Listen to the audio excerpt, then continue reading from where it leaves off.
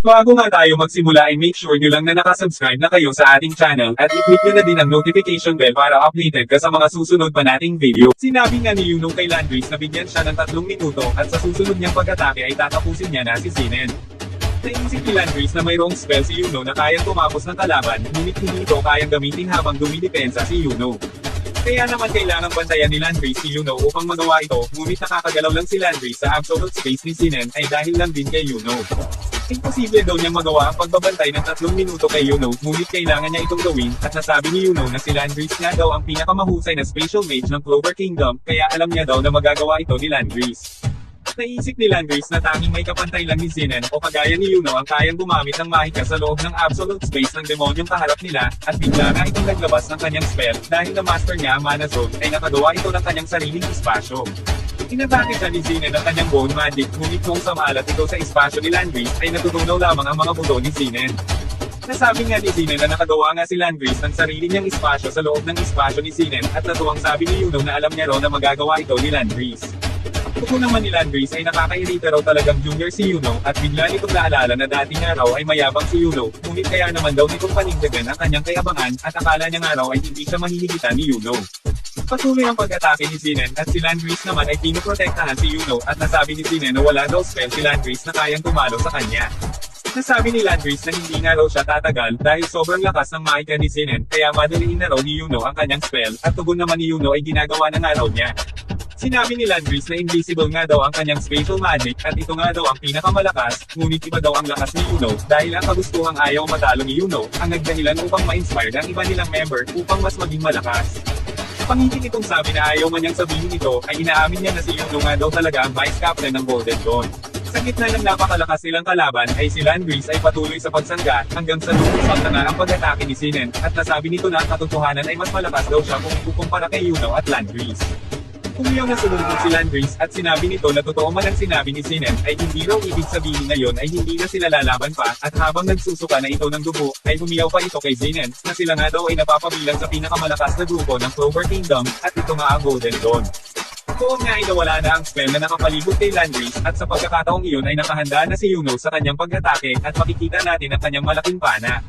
Inasintang mabuti ni Yuno ang katawan ni Zinnen, at doon nga ay binitawan niya na ang bala ng kanyang pana, at nabutas ang katawan ni Zinnen.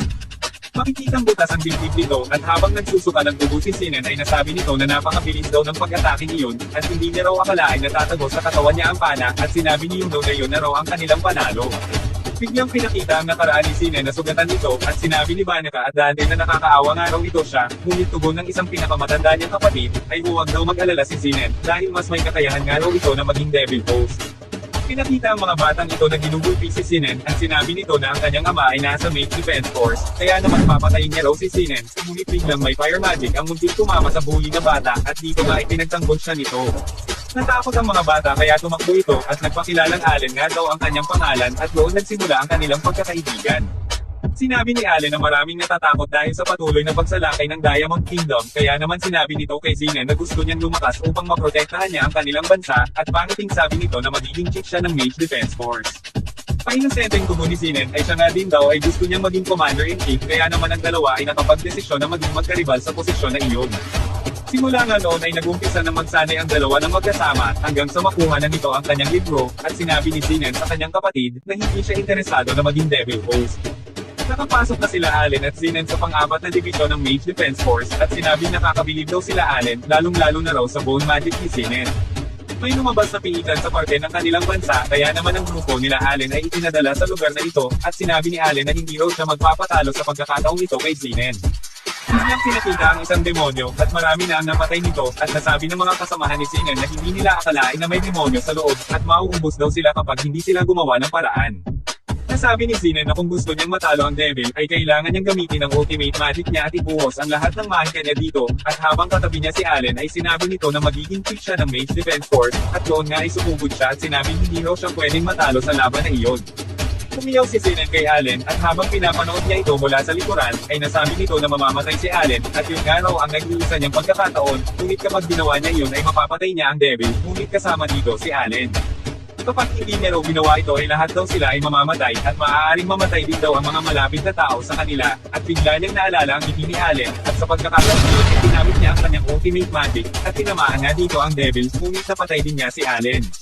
Habang nawawala ang bone magic ni Sinan sa Devil ay umiiyak ito dahil labag sa damdamin niya ang kanyang ginawa at dahil dun ay nag-iba ang kanyang pananaw sa buhay kaya naman pumunta ito sa kanyang kapatid upang siya ay maging Devil host. Noong malapit na mamatay si Sinan ay kinausap niya ang devil niya na si Beelzebub na magkaroon sila ng isang kasunduan at sinabi ni Sinan na bigyan nga raw siya ng Devil's Heart at tinanong naman siya ng devil kung ano ang kapalit nito kaya tugon ni Sinan ay kung ano ang meron lahat sa kanya at kung patuloy pa rin na magiging okay ang Spain Kingdom ay ibibigay rin daw niya ang kanyang kaluluwa. Kaya naman ang devil ay binigay ang kanyang kahilingan at doon nga ay nagkaroon na si Sinan ng puso ng isang devil at labis ang pagkagulat ni Yuno dito. Sobra nag-iba na ang anyo ni Sinan dito at makikita natin devil na ang kanyang itsura kaya naman si Yuno ay nasabi na kaparehas na ni Sinan ng devil na nakalaban nila doon. Sinabi ni Sinan na ngayon ay mayroon na raw siyang puso ng devil ay mas lalong lumakas nga raw siya at naisip ni Landris na hindi na nga raw tao itong si Sinan. Inatake ni Sinan si Yuno at sobrang nasugatan ito at sinabi ni Sinan na kung pinatamaan nga raw ni Yuno ang puso niya ay maaaring patay na siya ngayon ngunit hindi niya ito ginawa kasi iniiwasan niyang tamaan din si Landris. Ang bone magic ni Sinan ay patuloy na inatake si Yuno hanggang sa mapunta na nga sa pader ito, ngunit si Yuno ay hindi sumusuko, kaya naman gumamit ulit ito ng spell pero hindi pa din tumigil ang pag-atake ni Sinan, at doon nga ay tumagos pa rin ang pag-atake ni Sinan sa barrier ni Yuno. Makikita nga natin na bumagsak na si Yuno sa lupa at sinabi ni Sinan kay Landris na nakakatayo pa rin pala ito, kaya naman inatake niya ito at sinabing tutulungan niya daw si Landris upang hindi na maghirap pa at doon ay nagkaroon ng malaking pagsabog. Nailigtas pala si Landris ng kanyang kapatid at doon nga ay naalala siya ni Sinan at napatanong si Landris kung anong ginagawa nito sa lugar na iyon at tugon naman ng kanyang kapatid ay naroon nga raw siya upang tumulong.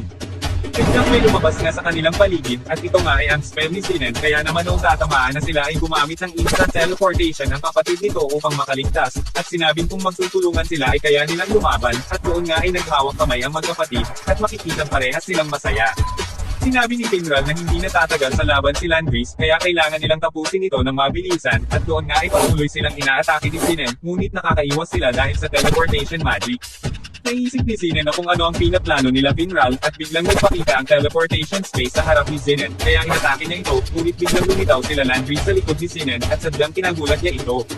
Sinabi ni Finral na gumamit siya ng mana method upang sila ay mas maging mabilis at si Landris ay may kakayahang umiwan ng space kaya kahit anong depensa ng kalaban ay tiyak na mahihiwa ito.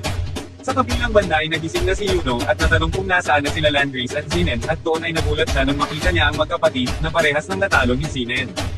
Buhay pa rin nga dito si Sinan sa kabila ng pag-atake ni Landris at nasabi ni Sinan na kahit ang space magic ni Landris ay hindi kayang wasakin ang puso ng isang demonyo.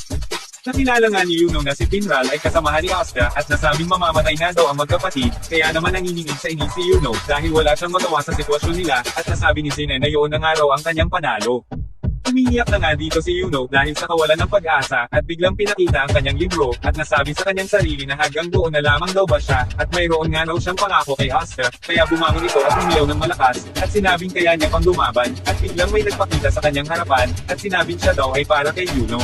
Isang libro nga ang nagpakita sa harapan ni Yuno kaya naman tinagulat ito ng mga nakakita at nasabi ng leader ng mga elf na tama daw ang kanyang hinala at pinakitang si Yuno ay mayroon ng 2 libro sa kanyang harapan at tinagulat din ito ni Sinan. Hanggang dito na lamang ang episode na ito at kung may mga tanong kayo ay i-comment nyo lang sa baba at sasagutin ko yan mga lodi. See you to my next video.